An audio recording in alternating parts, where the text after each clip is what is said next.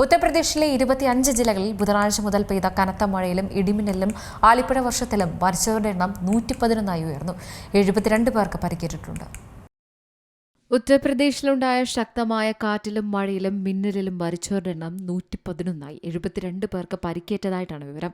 കഴിഞ്ഞ 2 ദിവസമായി സംസ്ഥാനത്തെ വിവിധ ജില്ലകളിലായി ഉണ്ടായ പ്രകൃതിക്ഷോഭത്തിൽ 200-ലധികം വീടുകൾ തകരുകയും മരങ്ങൾ കടപുഴകി വീഴുകയും വൻതോതിൽ കന്നുകാലികൾ ചത്തൊടുങ്ങി. ഏറ്റവും കൂടുതൽ മരണം റിപ്പോർട്ട് ചെയ്തിരിക്കുന്നത് പ്രയാഗ്രാജിലാണ്. 21 പേരാണ് മരണപ്പെട്ടത്. മിസാപൂരിൽ 19 പേർക്കും ജീവൻ നഷ്ടമായി. ഫത്തേപൂർ, ബദായൻപൂർ, പ്രതാപ്ഗഡ്, ചന്ദൌലി, കുശിനഗർ, കാൺപൂർ ദേഹത്ത്, സോൻഭദ്ര, ദോരിയ, ബറേലി എന്നിവിടങ്ങളിലും മരണങ്ങളും നാശനഷ്ടങ്ങളും റിപ്പോർട്ട് ചെയ്തിട്ടുണ്ട്.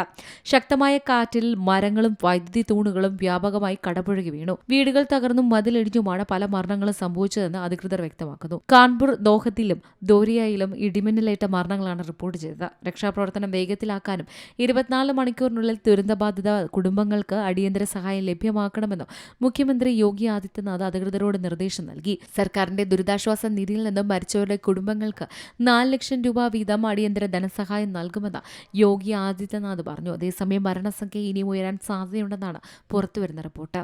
ന്യൂസ് ഡെസ്ക് സിമലം ന്യൂസ്.